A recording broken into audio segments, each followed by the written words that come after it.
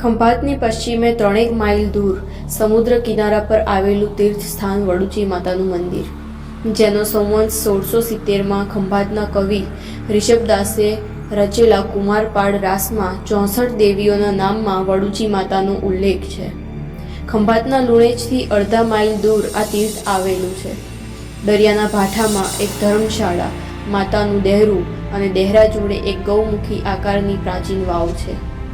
આ પ્રાચીન વાવમાં જ્યારે કચરો ભરાયો હોય અથવા માતાજીને પોતાના ભાવિક ભક્તોને દર્શન આપવાની ઈચ્છા થઈ હોય ત્યારે તે કોઈને કોઈ ભક્તને સ્વપ્નમાં આવે છે અને તે ભક્તજન માતાજીની વાવ ગાળવાનો સંકલ્પ કરે છે. વર્ષમાં 1 વાર કે 2 વાર પણ આ વાવ ગળાવવામાં આવે છે.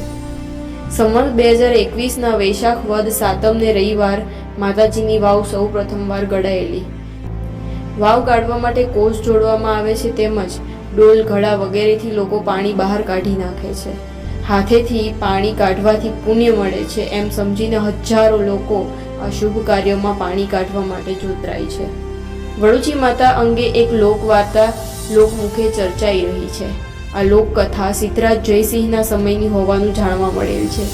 મંદિર પાસે એક નાનકડો ટેકરો છે, તેના ઉપર 3 ખાંભીઓ છે. લોકો માને છે કે આ ટેકરીઓમાં અખૂટ ધન દટાયેલું છે, પણ તે ખોદી શકાતું નથી, કેમ કે તેના ઉપર માતાની ચોકી બેઠી છે. જેના ઉપરમાં પ્રસન્ન થશે તેને આ ધન મળશે એવી લોકવાયિકા છે.